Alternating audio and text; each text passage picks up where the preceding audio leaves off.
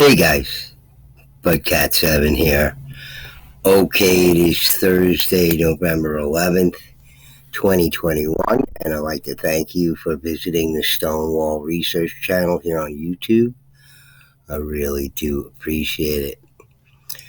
Alrighty then, guys, I think we're going to continue looking into the legends of the giants, and this time we're going to go pretty much halfway around the world to take a look at some of these accounts from Japan.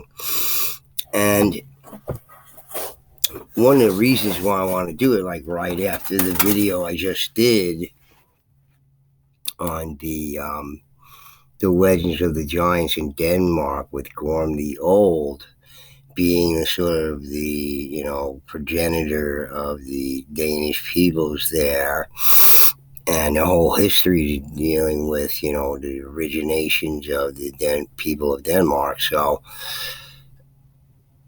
what is that trying to tell us here? I just have to think about it, okay? Because we have knowledge of the giants, as I say many, many times, is that anybody who's been following along on this channel at this point is like an expert in giant lore.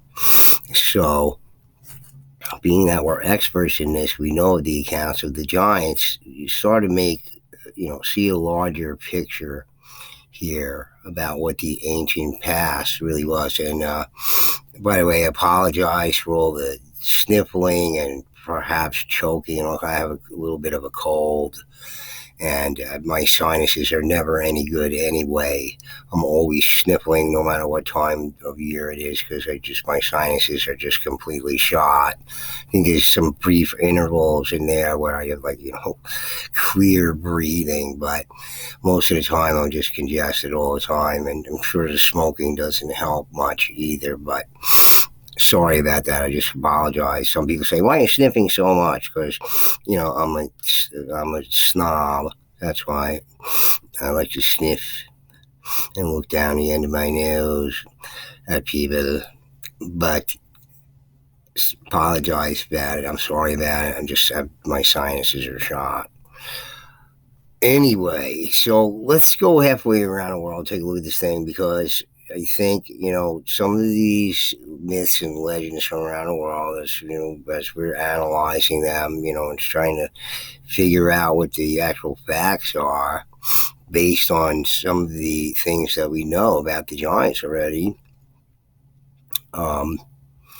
you can see, where there is this similarity of things are going on as we add to the profile of the giants. And I think I'm going to have to formally write out, what the profile of the giants actually is, because, it's significant in the things that they are and what they do and what their culture possibly been in the past. There's many profile points. You just write them out formally and take a look at them. But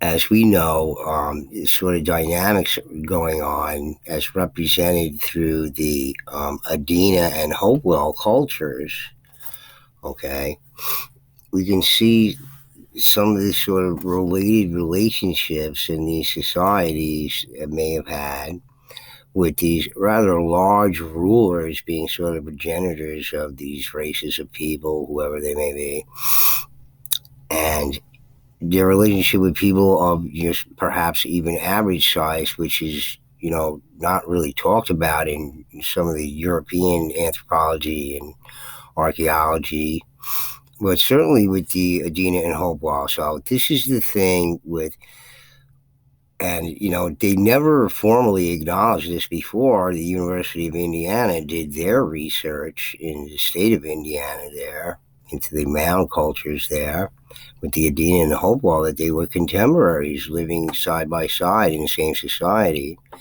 with the Adena being the ruling class and the Hopewell people being the subjects or the underclass, whatever you want to call it. All right.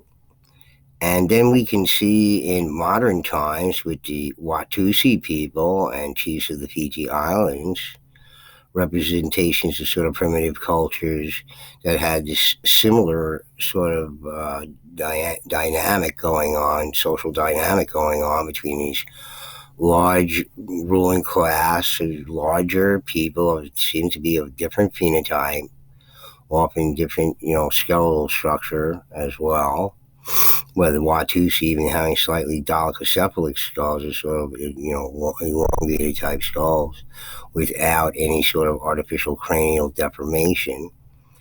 Okay, so we see these sort of dynamics going on in sort of primitive cultures in modern times with these absolutely huge people, 7 foot tall, like the Watusi, ruling all over average sized people. In this case, in that area of the world at the time, average people being the African people there, the Tutsi people, average size like 5'5", 5 foot 5 inches, these 7 foot, ruling class people. So what is going on in the past? There seems to be suggestions of this when we look at some of the accounts of the giants, such as the Bright Winter Caves there in Germany, for example, where these people seem to be exterminated there, where people have normal average size bones mixed with bones of people of much larger stature there, as if a whole culture there was sort of exterminated there. Again, the giant genocide, as I call it. And this is the only channel where you're going to hear this kind of stuff, folks. You're going to hear the truth here, okay? Not the bullshit and lies of the History Channel and, the coast-to-coast guests there. And it's just all nonsense. We got to come to face facts here, okay, about our own past and what our role in the past was, good or bad. Doesn't matter. Okay, it's all done, right? It's the past. Can't rewrite it. It's the way it was. If we behaved badly in the past, we had a very good reason to be the way that we were, or not. Okay, and probably a lot of cases not, but the whole flow of the whole humanoid cultures of the past were probably broken many times, and this is one of the problems that creates this sort of chaos. But what is going on with that, and do we see that anywhere else in any other cultures around from ancient times, prehistoric times? Well, it seems to be that, certainly there are many hints of this in the accounts of the giants that we've already gone over in the Americas and in Europe. We covered the whole world here on this channel. I don't know how many hours of research, over 100 hours or something like that, of research on this channel to deal with the actual accounts of the giants all over the planet. All right, and what seems to be these relationships going on, at least at some interval of the far ancient past, of rather large humanoid type people, perhaps even different phenotype or different humanoid species altogether, ruling over people that we would consider us or people of average size, at least for the past 200,000 years. Okay, according to mainstream science, whether they have the time periods right or not. But there seems to be evidence of genetic engineering going on in the past, and this is one of the things that we also examined through with the giants too, because they seem to have these very odd skull types and phenotypes and skeletal anatomy, which is totally, for lack of any other better word, alien to sort of regular, Homo sapiens. Okay, and this is where this whole alien stuff comes from, because it defies explanation based on standard anthropology. See, this is how the alternative works in some ways too. They're going to base their conclusions on standard archaeology or anthropology. Well, you have to be very leery of that and be able to put that under a microscope too, to see what's truthful and what is not truthful. But in any case, what are the profile points of the giants, and at least some of them from a certain time period anyway, and certain societies of the past, and what we can gain from any other accounts or myths or legends of the giants elsewhere on this planet. So let's go over to where Japan is there, and we're going to talk about these sort of, again, similar to the story we just told about Denmark with Gorm the Old and Harold Bluetooth speaker there, which I heard Harold Bluetooth speaker has something to do with the Bluetooth speaker. There's some story behind it, apparently, that has to do with Bluetooth speakers, but you can find that somewhere else. We'll talk about that maybe later on, but interesting little thingy there. But it seems to me that, judging by, this, we see this sort of dynamic going on again, even with the Legends of the Giants in Denmark there with Gorm the Old and his son, etc. The giants ruling over, at least a class of giant humanoid people ruling over a class of just normal average sized people. Or at least, whatever hybrids there were that in a particular group where it could be expressed more than in other groups, such as those people in Denmark, which seem to be, the tallest people in Scandinavia there for some unknown reason. And you have to always remember that. It's unknown why they are. They can't figure it out. There's no reason why they should be so large. Should be the average size, just like everybody in the world. Okay, nobody beyond those parameters, and they are. So it's, just makes absolutely no sense to them why that is based on their own science, okay, what their theoretical science and hypothetical science tells them, okay, there's just no explanation for it, and they're not attempting to explain it. They just don't know. It's because they can't admit to this past, because this was suppressed so heavily in the 20th century, and now have to somehow dig our way out of that. And hopefully through this channel, we can help do that. And not necessarily those that focus on the giants through the lens of an L.A. Marzulli or anybody like that. Okay, because they're just giving you the propaganda story. They're playing up on that. But that's all it is. Okay, there's no giants weren't cannibals or anything like that. It's just, simple demonization of the enemy, just like we do today, and they did everywhere and anytime, everywhere. Again, to be true to it or not, it doesn't matter. We don't care. We lie through our teeth. Our government officials lie to the people to get them to fight. That's just how it is. It's always been that way.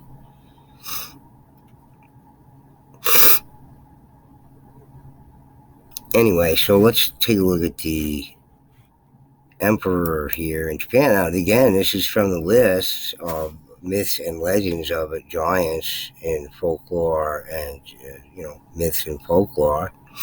And Emperor Keiko here from Japan happens to be one of them. So let's read about Emperor Keiko and what's going on with him over here. So Emperor Keiko here, also known as these ultra-long words that I can't pronounce, was the 12th legendary emperor of Japan, according to the traditional order of succession. Apparently they have that right. They're not disputing that. Both the Kojiki and the Nihon Shoki, collectively known as the Kiki, record events that took place during Keiko's alleged lifetime. Keiko was recorded as being exceptionally tall emperor who had a very large family. So exceptionally tall and very large family. I wonder if that very large family was another way of saying tribe or, class. Okay. During his reign, he sought to expand territorial control through the conquest of local tribes. He had a very important son named Prince Osu, Yamato Takaru, who was in possession of the Kusanagi when he died. This treasure was later moved to Atsuta Shrine and is now a part of the imperial regalia of Japan. There is possibility that Keiko actually lived or reigned in the 4th century AD rather than the 1st, but more information is needed to confirm this view. Keiko's reign is conventionally considered to have been from 71 to 130 AD. During his alleged lifetime, he fathered at least 80 children, with 2 chief wives, empress, and 9 consorts. One of his sons became the next emperor upon his death in 130 AD, but the location of Keiko's grave, if any, is unknown. Keiko is traditionally venerated at a memorial Shinto tomb, Masasagi, at Nara. Okay, so he's a legendary character, but again, one of these, semi legends or whatever it is. Just there's no way to confirm any of these things. I don't know where the guy was buried or put or whatever it might be, but it seems to be listed in mixed in with people that they can confirm the identity of by other, related, letters and, information, that written information, wherever it might be. So they can confirm it in other ways for later emperors, but these early ones, no. So they don't have anything to confirm it, but this is how the legend goes. Whether it was a semi-legend or not, but they say exceptionally tall. I think it was saying he's something like 9 or 10 feet tall. Actually. Okay. These chronicles include legends and myths, as well as potential historical facts that have since been exaggerated and or distorted over time. Okay, so they're admitting to these potential historical facts. Okay, so here we have in Far Eastern culture something that seems to be a mix of fact and fiction. Okay, and how do you discern these things and pick these things apart? I'm well aware of these things, but you know, any culture, such as the Danish, for example, or whatever, are not going to want to do it with their origination story to their culture over there. They're not going to admit to it or agree to it or any other narrative that's not following the one that they accept and want to accept. You see, so they can't be honest about it, because to do that would destroy their legend and myth, and they don't want to do that. You see, so it's probably not going to be revealed or anything like that, because people are comfortable. They're afraid of change. Any psychologist can tell you that. Any person or whatever is human being is going to have that sort of fear in them. It's just something that human beings have issues with. The records state that Keiko was born sometime in 13 BC and was given the name Atarashihiko no Mikoto. He was the third son of Emperor Suinin and his second emperor's wife, Hibasu Hime. Atarashihiko no Mikoto was allegedly chosen as crown prince over his elder brother based on a casual question on what they both had wished for. In the former's case, he said, the empire, while his elder brother said, bows and arrows. So Shihiko no Mikoto later ascended to the throne in 71 AD, coming a year after his father's death. Okay, one thing to notice about this is that they don't really have traditional Japanese names. They have their own names, which don't sound particularly traditionally Japanese. All right, so there's something to be said about this. And, again, you'll hear about this historical text here and the narrative that's followed here with no mention. It seems to be an omission of some pertinent facts that people should be aware of. Like, for example, the indigenous people to the Japanese islands there, the Ainu people, who are not like Japanese people. But because, the Japanese, came to Japan from China, the Japanese people, the Yamato Japanese, they came from mainland China to Japan, island of Japan. These people were already there. Okay, so you're going far back in time. You can say there's no relationship here or anything to do with these people. Okay, so what are we referring to the Yamato Japanese when we're talking about these emperors? I don't know. Okay, so, but the name Yamato seems to suggest this, but do they have their history confused? Okay, and maybe whether it be the Danish or the Japanese here telling a story of an ancient past where people of larger stature ruled over people of average stature. Okay, where this kind of dynamic was going on somewhere in the ancient past there.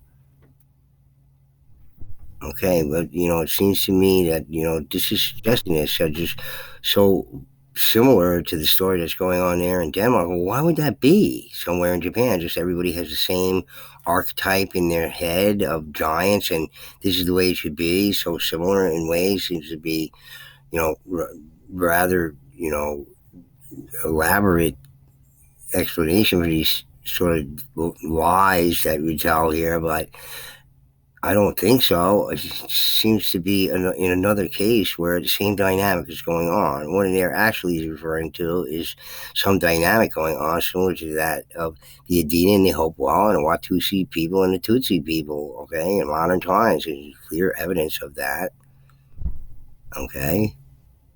Simple as that. There's the evidence right there. The Watusi people, okay? 7 foot tall people ruling over average sized people in modern times. A film of it, 1939 travel film, tells about a giant peoples. Okay, any giant peoples on this planet are doing anything, okay, completely inexplicable, unexplainable. Okay, you have no explanation for it. Why those people would be so big.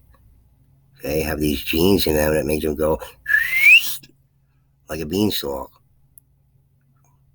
All right, but that's not what we're talking about, and that's how people who have some sort of skepticism about the Giants often bring this up. It's all these Jack and the Beanstalk stuff and Jolly Green Giant stuff, or whatever, and to demean it and make fun of it, and sort of fallacious argumentation to diminish any reality of it or any truth of it. Accounts in the Kojiki and Nihon Shogi are split when it comes to the initial territorial expansion during Emperor Keiko's reign. In the Kojiki, the emperor is said to have been sent his son, Prince Osu Yamato Takaru, to Kyushu to conquer local tribes. Alternatively, the Nihon Shogi records that he went there himself and won battles against local tribes. Both sources agree that Keiko later sent Yamato Takaru to Izumo province and eastern provinces to conquer the area and spread his territory, according to traditional sources. Yamato Takaru died in the 43rd year of the Emperor Keiko's reign. The possessions of the dead prince were gathered together along with the sword Kusanagi, and his widow venerated his memory in a shrine at her home. Sometimes later, these relics and the sacred sword were moved to the current location at the Atsuta Shrine. Emperor Keiko was recorded as 10 feet 2 inches tall, 310.9 centimeters, who had at least 80 children from multiple wives. He must have been one tired guy, but I don't know if he looked anything like, Troy McIntyre. Maybe, I don't know, but this claim would put him into the category of gigantism if verified, although as with other aspects, it was more than likely exaggerated. Okay, so he's got to be either exaggerated or it's got to be gigantism. There is no other explanation. Okay, so I wonder if somebody's suffering from gigantism, which we know all about, because I went over it on this channel. Okay, people who are suffering, quote unquote, suffering, their words, not mine, from gigantism are people with many, many health problems. Okay, so do you really think that somebody suffering from so many health problems is going to have 80 children with multiple wives? I don't know about that, man. Okay, it doesn't jive up, doesn't make any sense. Okay, people with gigantism are rather frail and have lots of medical issues. Okay, according to them. Okay, and beside the fact that it's so rare, but again, anybody who is tall like this immediately gets labeled with gigantism. Okay, right away, no examination, no anything. It has to be. There is no other explanation in their minds because they're brainwashed, don't have any freedom of thought. They're told what to think, not how to think. Okay, if they knew how to think, they'd be like, wait a second here. But no, they're taught what to think. And, this is what you must think. Okay, instead of putting two and two together yourself and saying, wait a second, there seems to be evidence of rather large hominids in the ancient past. Maybe there is some truth to this without any sort of, physical, problem going on with any of these people that has to do with gigantism or acromegaly or anything like that. Okay, they're not putting two and two together. That's all there is to it. Because they were not able to believe in the whole issue of giants being a reality in the past.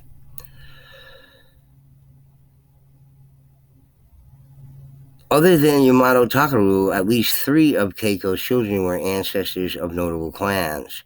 Emperor Keiko died in 130 AD at the age of 143, and his son, Prince Wakatarashihiko, was enthroned as the next emperor the following year.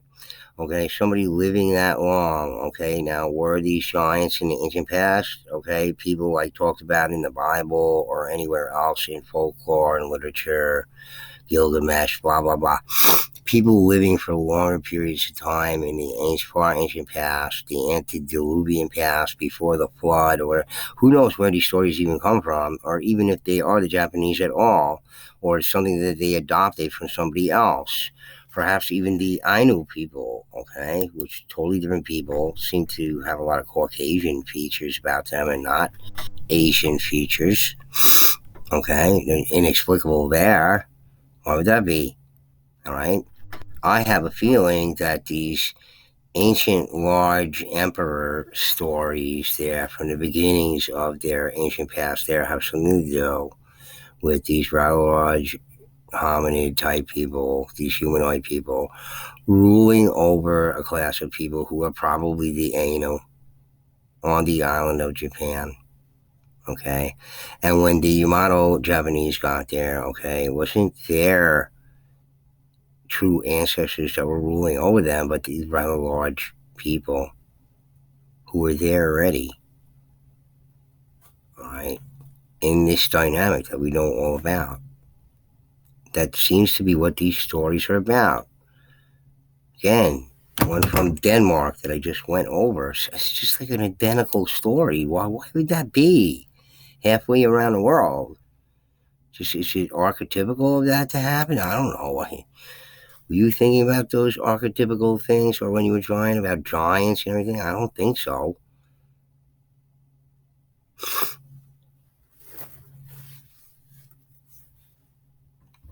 So here's the known information, whatever the heck that might be. Emperor Keiko is regarded by historians as a legendary emperor, quote unquote, as there is insufficient material available for further verification and study. The name Keiko Tenno was assigned to him posthumously by later generations. His name might have been regularized centuries after the lifetime ascribed to Keiko, possibly during the time in which legends about the origins of the Yamato dynasty were compiled as the chronicles known today as the Kochiki. So it's all muddled up there with their past. I'm just trying to tell you, similar to that story about, the originations of Denmark there with Gorm the Old there and his son Harold Bluetooth speaker. It seems like a similar story going on here. Why would that be? Okay. And again, who was kicking around there in Denmark before any of what they considered, the Danish people got there? Well, it was the Bell Beaker people. And the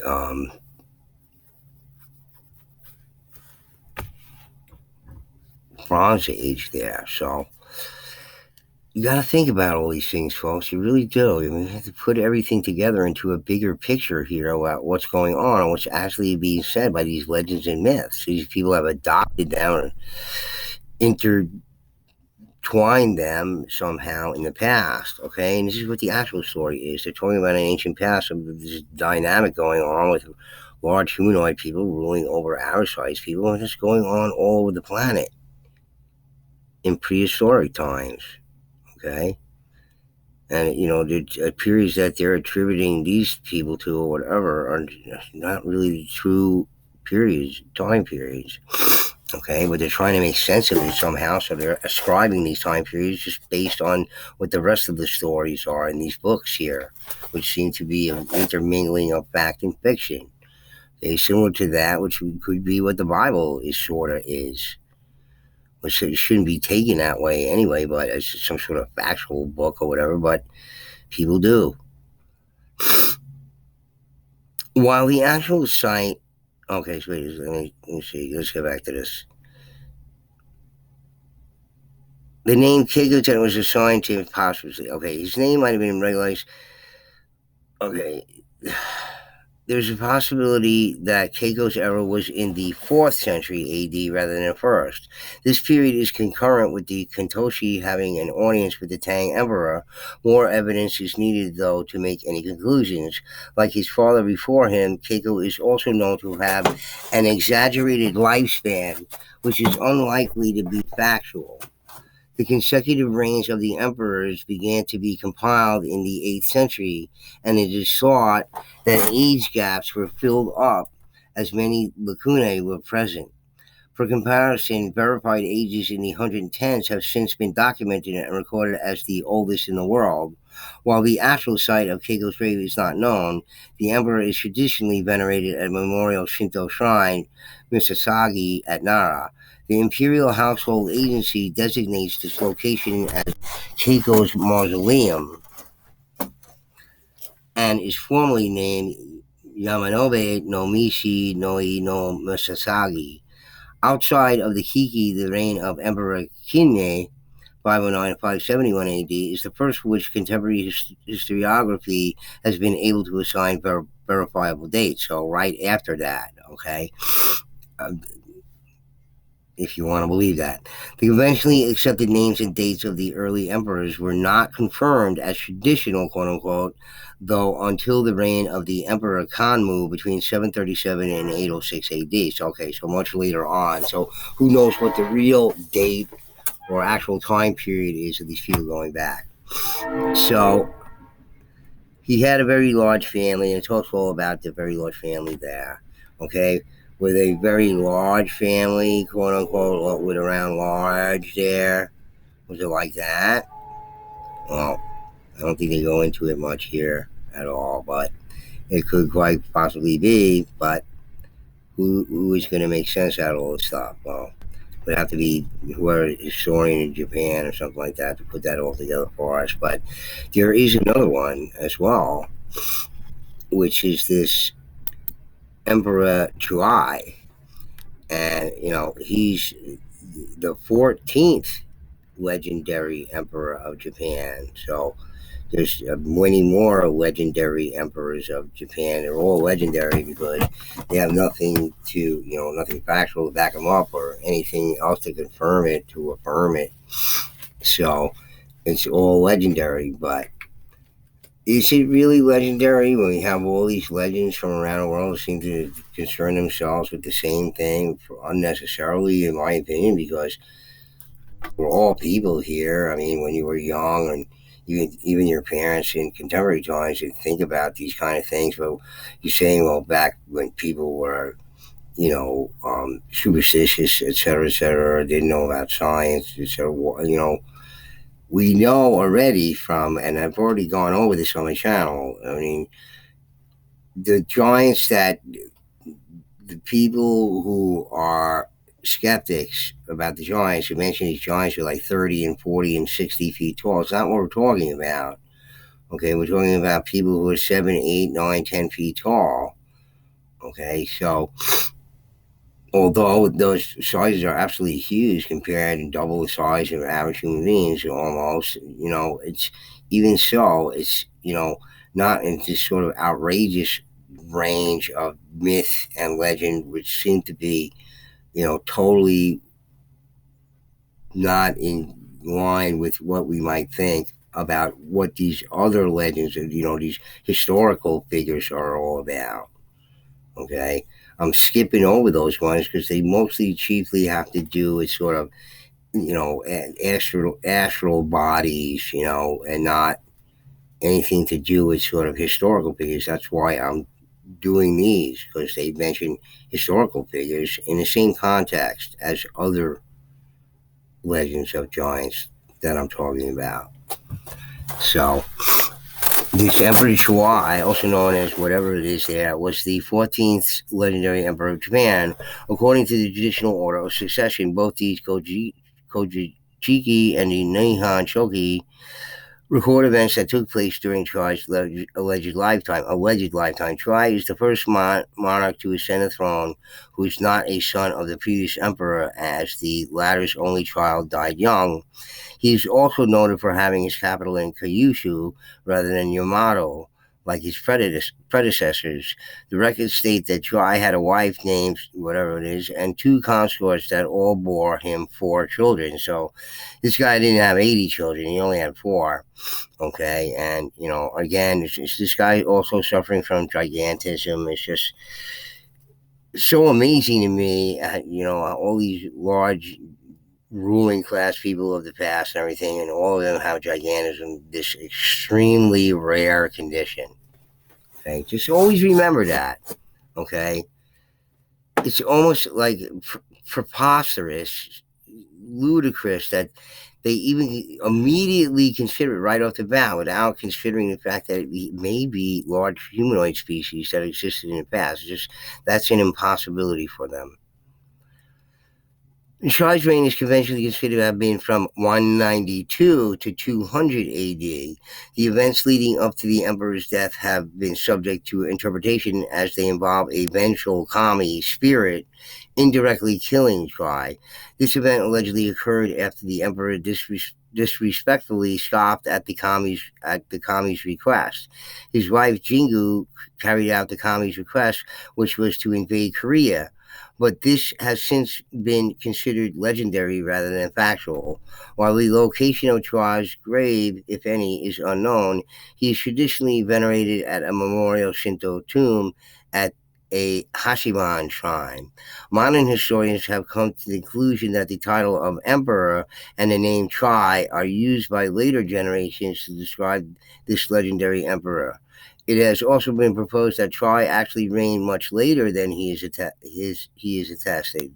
Emperor Chuai is traditionally listed as the last emperor of the Yayoi period, so they don't know when he's from.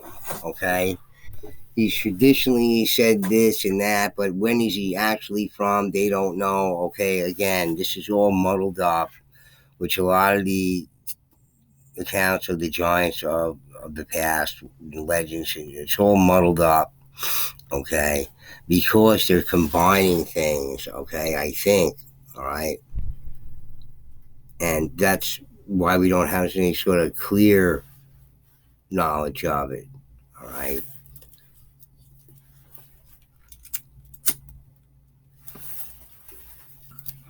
And again, referring back to some of the material that I presented on the channel, this is the kind of thing that you had going on with the Algonquin Indians here in North America, where you had these rather large ruling class people ruling over sort of average sized people, native peoples. Okay, like King Mangatuxi out here on Long Island in New York here, an Algonquin tribe, the Montaukets, all right, a rather large figure, a gigantic figure who was building canals here on Long Island. Okay, so again, these folks, it's so in your face. It's like unbelievable. Why mainstream academics have to, totally turn their heads away from this whole story here. It's just unfathomable why, and it's criminal. Really is criminal. Okay, to hide the past from us based on their disbelief or whatever it is. Who the f are they?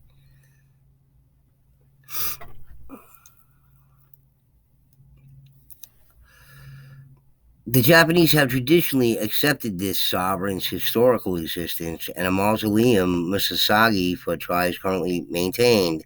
The following information available is taken from the pseudo-historical Kojiki and Nihon Shoki.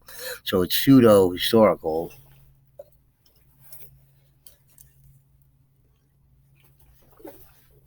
which means false history. Pseudo-historical, false historical, which are collectively known as Kiki or Japanese Chronicles. So, it could be half and half. These were saying in a previous article about how there could be some factual to this. Now they're just saying it's, complete nonsense.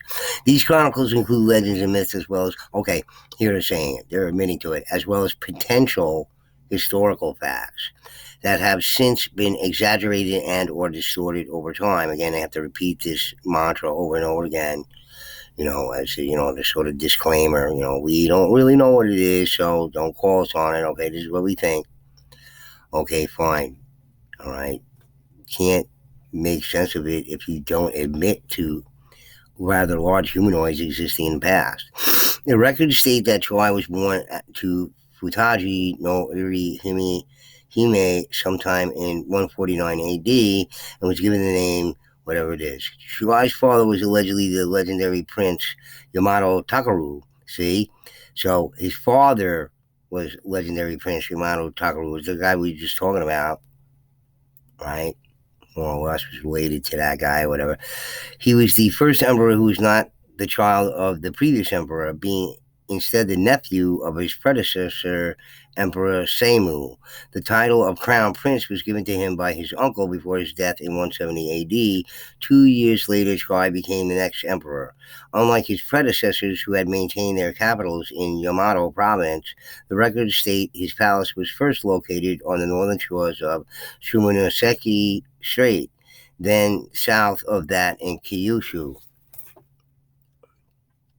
Emperor Chuai is described in the Kiki as having been 10 feet tall, with a countenance of perfect beauty, quote unquote.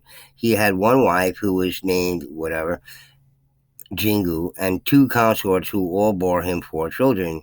During the start of his reign, he made progress to modern-day Suruga and led an expedition to Ki, where he heard news of a revolt. Jingu accompanied him to the west to fight against a tribe in Tsukushi, located in modern-day Fukuoka Prefecture, named Kumaso.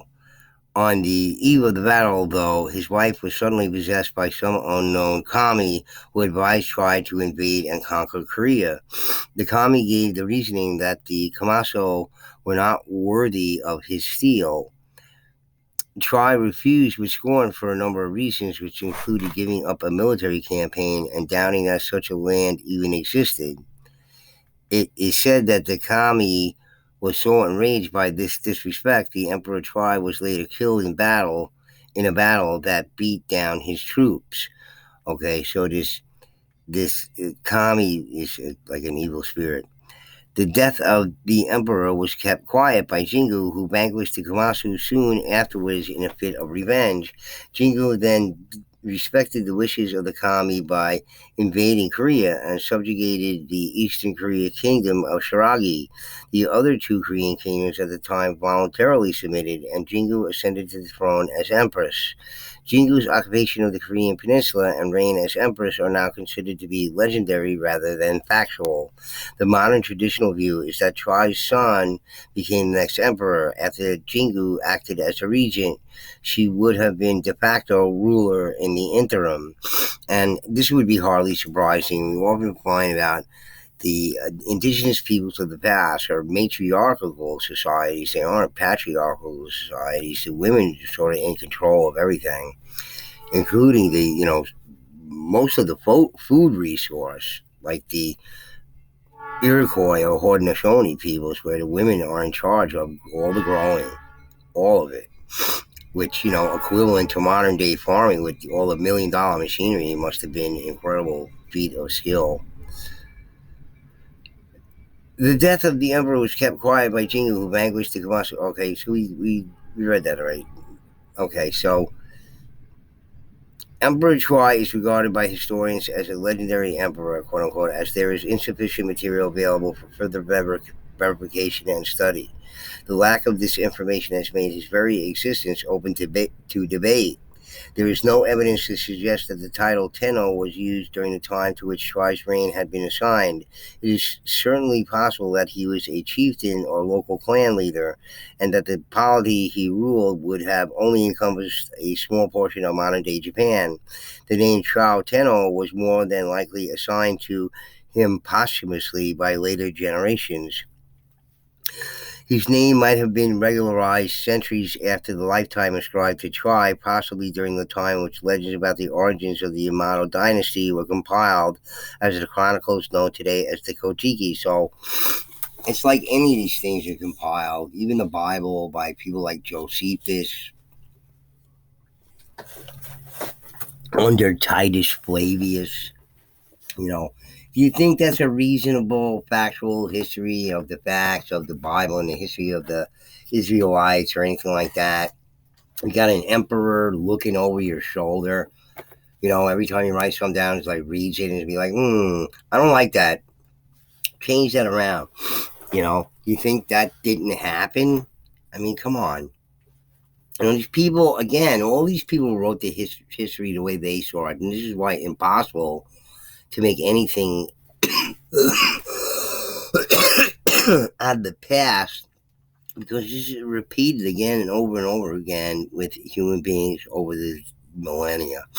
They want to write history in any way they feel like it.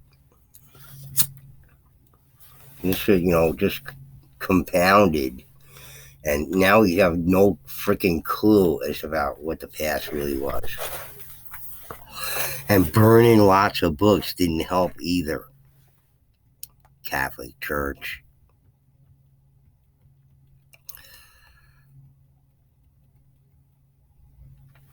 The manner in which Chuai died has since been broken down to at least two theories. In his book, Confucianism O through Z, Professor Xinhong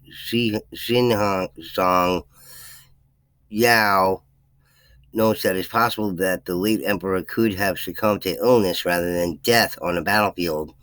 Sources which include Yao, Francis Brinkley, and Kikuchi Daruku also cite the enemy arrow scenario. While the actual site of Chuai's grave is not known, the emperor is traditionally venerated at a memorial Shinto shrine, Masasagi at Nara. The Imperial Household Agency designates this location as Chuai's mausoleum and is formally named Iga no Nagano no Nishi no Masasagi.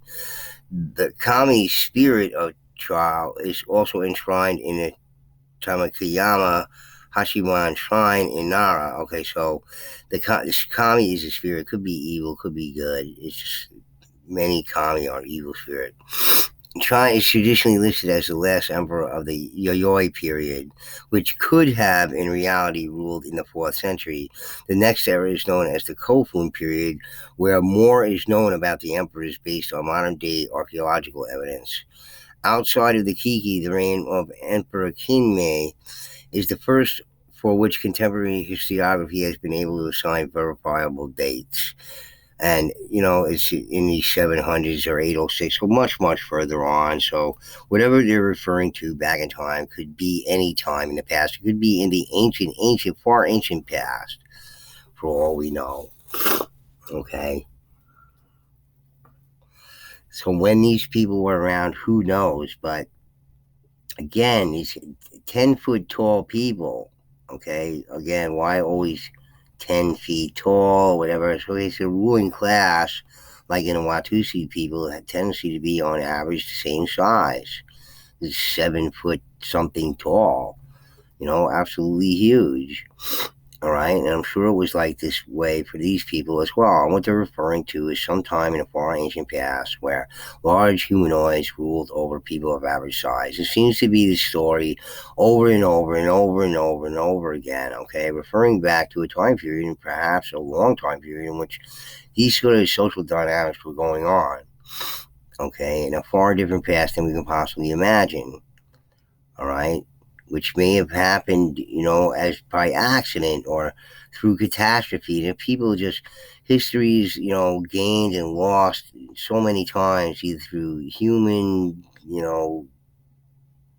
intervention or through catastrophe or whatever it is. If people lose track of the past, they don't know what the past is, they've lost track, and for whatever reasons, okay?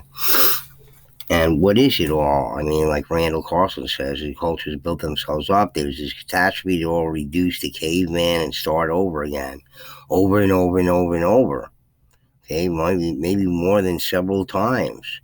Who knows what other civilizations there were in the past, knowledge of completely different technology than we could possibly imagine. So, okay, so here are these ancient emperors of the past, and what is it saying? Okay, I think this is what is being said. It's just so similar to that, again, from the stories we heard about of the legends of the giants in Denmark with Gorm the Old. All right, so think about it. All right, and finally, I just want to talk about the Oni here, because this is in Japanese folklore, and an Oni is a kind of yokai, demon, orc, ogre, or troll in Japanese folklore. Okay, so when they say orc, ogre, or troll, it's definitely going to, set up a red flag for me. As what are they actually referring to? Are they referring to the giants of the ancient past? Or could these, what is being referred to? I think so. When they mention these things, orc, ogres, or trolls, seem to be giant type entities. Okay, and it's officially in the list, I believe, of legends of giants, etc. They are typically portrayed as hulking figures with one or more horns growing out of their heads. Stereotypically, they are conceived of as red, blue, black, yellow, or white colored, wearing loincloths of tiger pelt and carrying iron kanabo clubs. Okay, so this whole idea of them being all these different colors and everything we heard about in the legends, the Algonquin, the legends of the Mohawk people there, with the legend of Corn there, where Corn, the spirit from the spirit world, told him that he comes in all colors. His people come in all colors, not only his color, gold with, golden hair with blue eyes and whatnot, but all different colors. Okay. Wearing loincloths of tiger pelt and carrying iron kanabo clubs. A creature instills fear and danger from their grotesque outward appearance to their wild and strange behaviors and dangerous powers. Although Oni has been told as frightening creatures, they have become tamer in modern culture as people tell less scary stories. Okay, so again, why were these scary stories told about these people who might have been referring to what we've heard about from the accounts of the giants, that some of these giants had horns. Despite what the Peabody says here in the Institute of Technology, they take one article referred to about in Pennsylvania, one article, and dismiss it because somebody said, oh, there were horns found above the burial of the skeletons or something like that. Okay, wise guy, Peabody or whatever. Well, if that's the reason why they made a mistake or whatever, well, what about these other articles? Okay? Here's a lady with a horn in her head, coming out of her head. Okay? People with horns, horn giants. Well, what about these other articles where they find horn giants, accounts of horn giants found? Here's one right here. Okay? In Wellsville, New York, somewhere else, okay, 7 feet tall and had horns, okay, 7 feet tall and had horns, all right, from a completely different place, okay, there, Peabody Museum, okay, they dismissed the article there just based on this whatever nonsense fairy tale they're making up over there, to just dismiss it because they're punks and they have the skulls in their Institute of Archaeology, and they certainly are different types of skulls there, which are inexplicable, that they have no intention of explaining at all. They could care less about that. They're on the side of Alex Herdliska, the insane, out of his mind, mentally ill, curator of the, uh, Smithsonian there, right? The Bureau of Ethnology there. This guy was out of his freaking mind. And they all go by his rantings, these stupid museums. It's all leftovers. Here's another one. Okay, what about this? This is Peabody Museum. This is what it was said. Here's the article right here. No mention of these horns found. Another amazing point of this discovery is the allegation that the perfectly formed skulls were found from which horns grew straight out from the head. And we heard from, you can hear right on my channel here, many of the accounts of the giants that I read to you in the Americas, okay? More than several accounts of these giants with skulls that either had horn buds, which are not horns exactly, but they're buds, all right? Anomalies on the skull, and also complete horns, even with horns coming out of different appendages, like their arms and legs, okay? Again, fooling around with engineering, genetic engineering, maybe a warrior class, genetically engineering themselves to look like these fierce warriors. If people, can do this in their societies, maybe this is one of the things the Bible talks about, the people of the golden age getting too, decadent, and just doing all kinds of different scientific things that they shouldn't have been doing, like the genetic engineering, etc., etc. Yeah, we got corn, but did we really need it? We have all these other ones, but maybe all the foods there are genetically engineered. But giants with horns. So they talk about these onis with these horns, that they're ogres and orcs and ogres and trolls, from Japanese folklore. Well, maybe they're referring to real giant humanoids, and not fictional characters at all. These depictions of them being these monsters and everything are for a reason. It's more propaganda against the giants.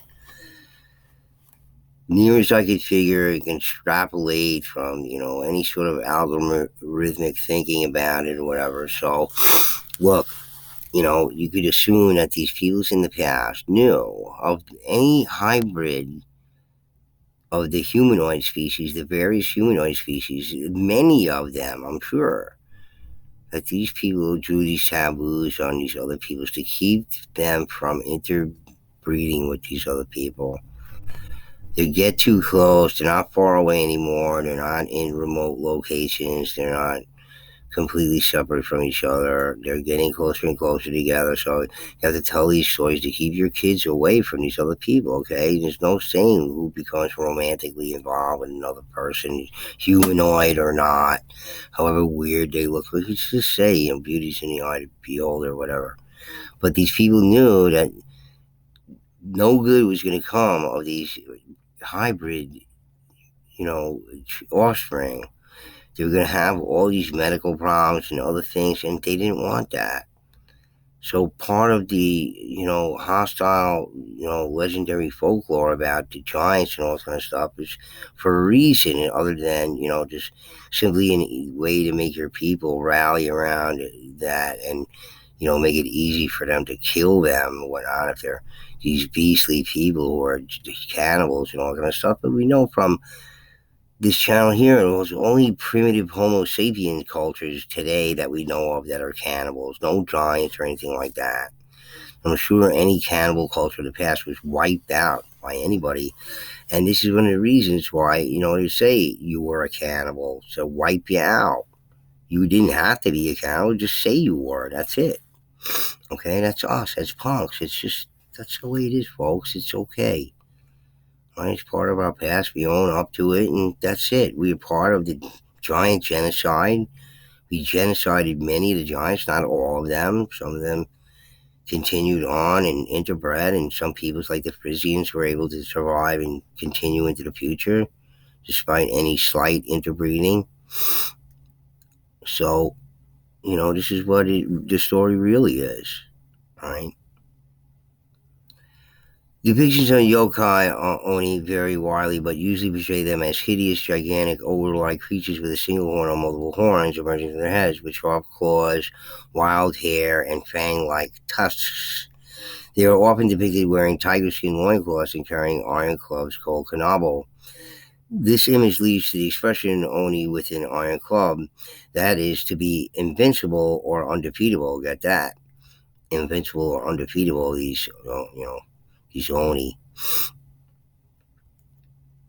Going with a different color skin and everything, okay? Black, the skin may be any number of colors, but red, blue, and green are particularly common. They may sometimes also be depicted as black-skinned or yellow-skinned. They may occasionally be depicted with a third eye on their forehead or extra fingers and toes. Okay, see, these are some of the things that even Harry Hubbard mentions. Okay, you mentioned any number of skin pigmentations for these ancient peoples, and all around the world with different skin pigmentation, again referred to as blue again, and all these other colors. Well, is it possible that people in the ancient past had all these different other skin colors? Well, yes, right? It's not imaginary or legendary at all. But again, these people were wiped out. They were genocided in the past. And certainly these people, if, like, let's say they did have these other weird colored skins or whatever it is, they'd certainly be targets to be wiped out by us. We don't like anybody who's not like us. We're very agile and warlike and everything else, and we took care of all these strange people that passed. We got rid of them. Most of them, not all of them. You know, not like the Frisians, whatever. They were friendly and nice and good, and couldn't figure out a way to make them mad or anything like that, so had to sort of keep him around or whatever. Just no reason to kill him or anything like that. Just nice and friendly. Yeah, have a beer. You sit you up on it, get your high chair so you can sit at the bar.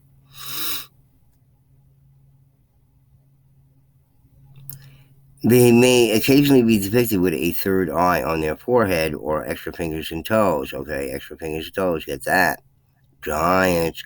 They are predominantly male, but they can be female because of being overcome with grief or jealousy. Oh,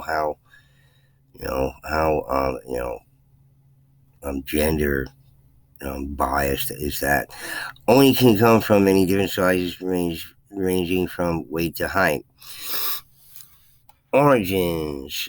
An old etymology for oni is that the word derives from on, the onyomi reading of a character, meaning to hide or conceal, due to oni having the tendency of hiding behind things, not wishing to appear.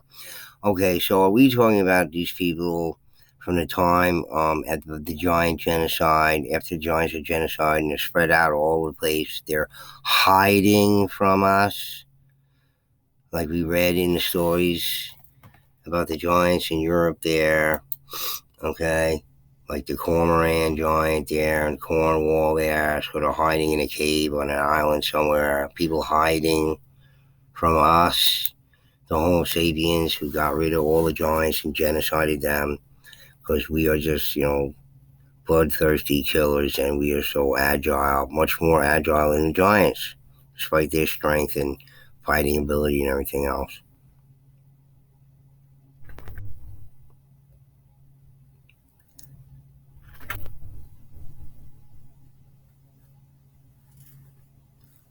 Okay, so this explanation is found in 10th century dictionary Wamiyosho, which reveals that the Oni at the time had a different meaning, defined as quote unquote a soul spirit of the dead.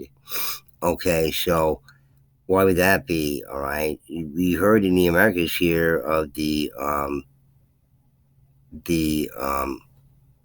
Hohokam people, referring to the people who had vanished. These people who had vanished. You know, or it's a similar thing. All right, that these people were the vanished people. Okay, and they just, these are the kind of monikers they sold, assigned to them. Or soul spirit of the dead, the people who vanished. Okay, like the Hokum.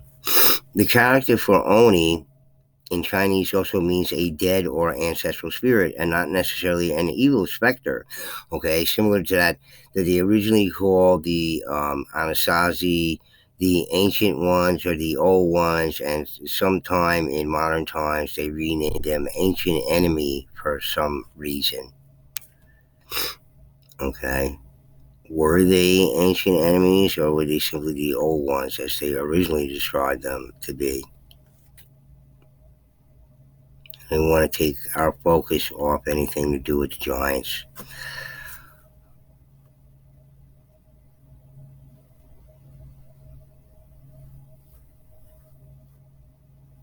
Okay. Accordingly, Chinese origins for the concept of Oni has been proposed. Particularly powerful Oni may be described as Kishin or Kishin, literally Oni God. The Ki is an alternate character reading of Oni, a term used in Japanese Buddhism to refer to wrathful deities. The Oni was syncretized with Hindu Buddhist creatures such as the man-devouring Yaksha and the Rakasha, and became the Oni who tormented sinners as wardens of hell. Again with the Hindu Buddhist creatures like the Rakasha and the Yakasha, those are also giants we talked about in the past that were just demonized, made into these things, make them easy to kill and keep your children away from. Administering sentences passed down by Hell's magistrate King Yama. King Yama. The hungry ghost called Gaki has also been sometimes considered a type of Oni. Okay, like the hungry ghost called Gaki has also been sometimes considered a type of Oni. Okay, so like the one in the anime movie Spirited Away is one of these Gaki, and it's one of these hungry ghosts, hungry spirits in that film. If you haven't seen it, it's amazing. Accordingly, a wicked soul beyond rehabilitation transforms into an Oni after death. Only the very worst people turn into an Oni while alive, and these are the Oni causing troubles among humans as presented in folk tales. That's interesting. Some scholars have even argued that the Oni was entirely a concept of Buddhist mythology. Oni bring calamities to the land, bringing about war, plague, illness, earthquakes, and eclipses. They have the destructive power of lightning and thunder, which terrifies people through their auditory and visual effects. That's interesting there, too. Are they referring to that these people ruled over a time where these things were going on, plagues, illnesses, earthquakes, and eclipses? Okay, you're the boss, you're in charge, you're supposed to be preventing these things, you're supposed to be making it all right and all that kind of stuff. These things happened and you're blamed for them. Okay, this would be, explain some of the changes in the social structure there, or any rebellion against the giants, such as in the Adina case with the Hope Wall. All right, there's a possibility. You have to think about it that way.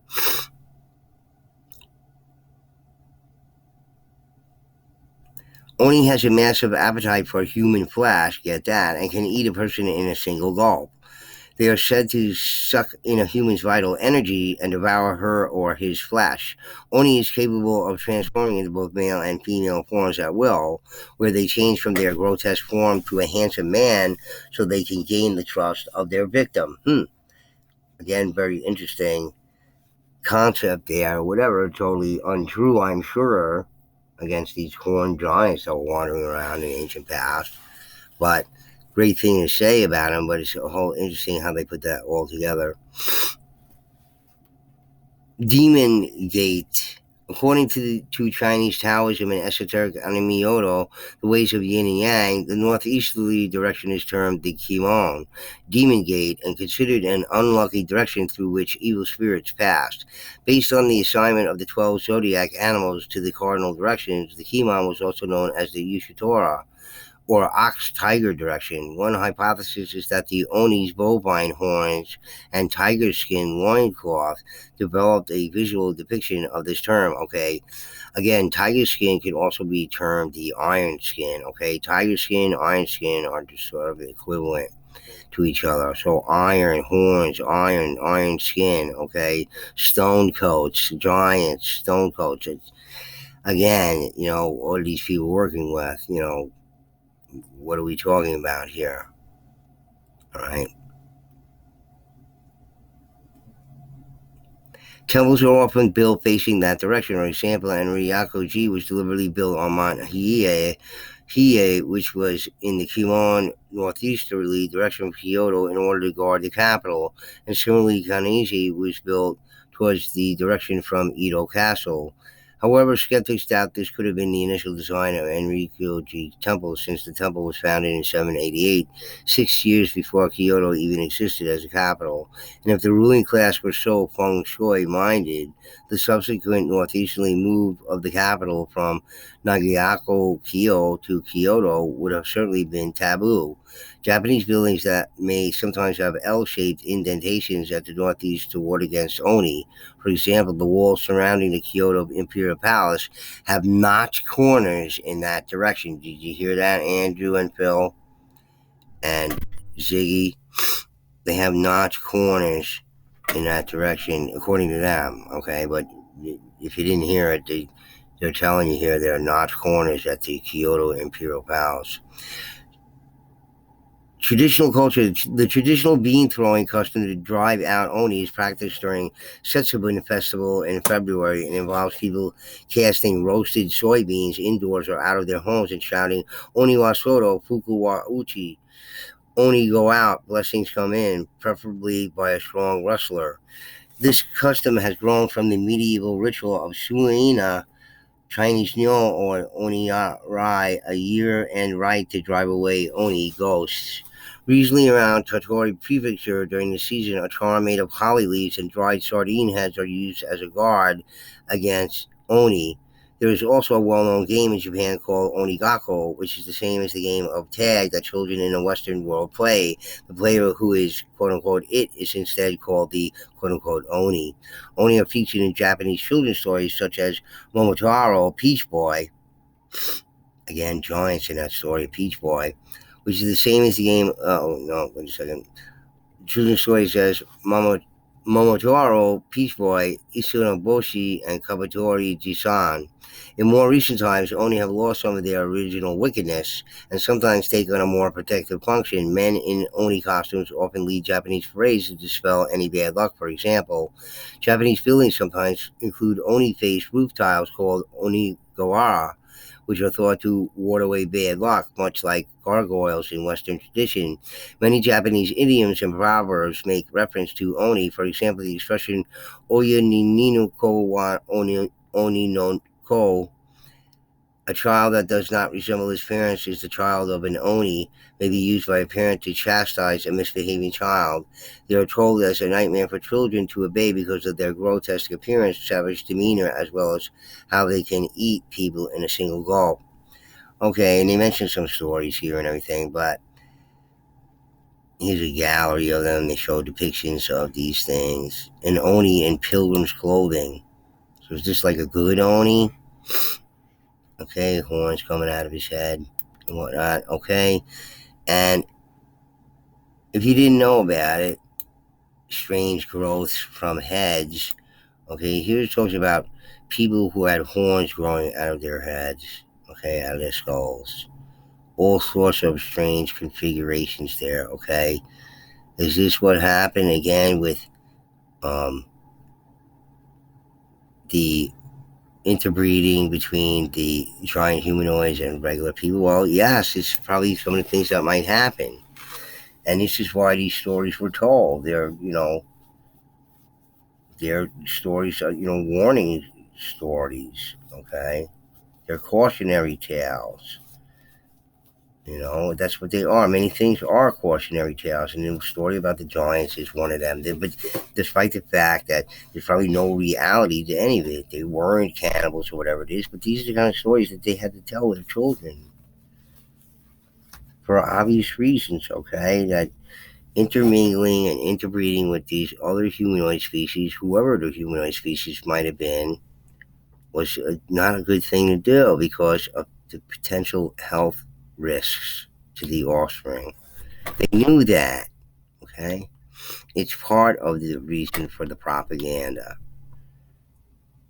for reasons we can possibly understand, okay?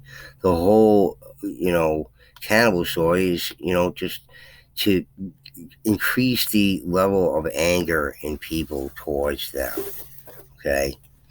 As part of the demonization of the enemy strategy done by human beings like forever.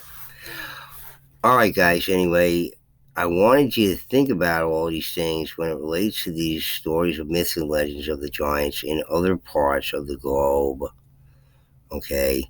These 10-foot tall emperors at the beginning of Japanese, historical timeline, okay, similar to that, or the stories told about there in Denmark with, Gorm the Old, all right, and Harold Bluetooth. It's just so, similar to be almost identical, all right? So what is really being said about the past and what was going on with these giant humanoid species of the past and how it could have been, at least at some section of some time period where similar things were going on all over this planet and continued on forever into the future.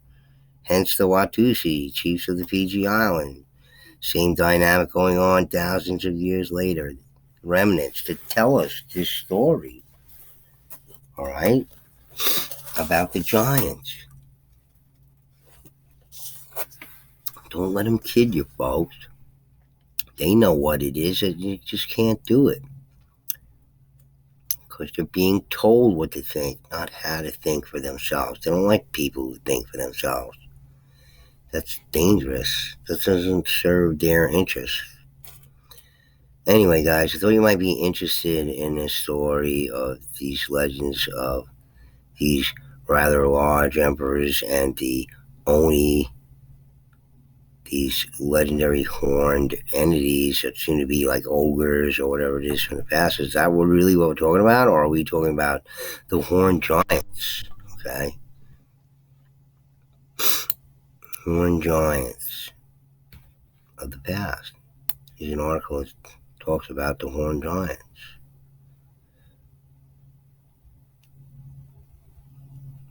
Right?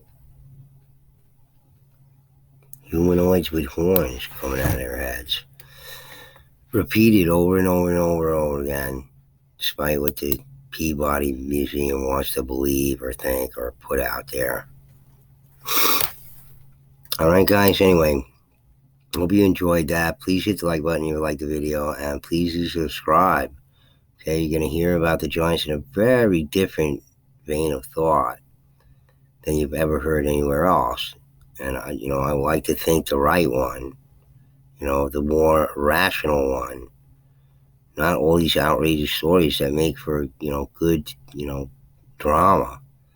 But I think the truth is even more dramatic, and we should be thinking about that. Of a past that resembled more like, J.R.R. Tolkien's fiction stories of, all these different humanoid people living together in an ancient past. And technology, strange technology, more advanced technology, it seemed like magic. Right? And hence, therefore, always these claims of aliens. But not aliens, folks. That's bullshit stories. Okay? Homegrown right here on good old planet Earth. That's it. Right? Large animals, large people, large everything. No aliens involved. That's a bullshit story. Rabbit hole. Take you down to get you focused on something else, not the truth. Alright, guys. Anyway, hit the like button. And Budcat7 signing out. Peace.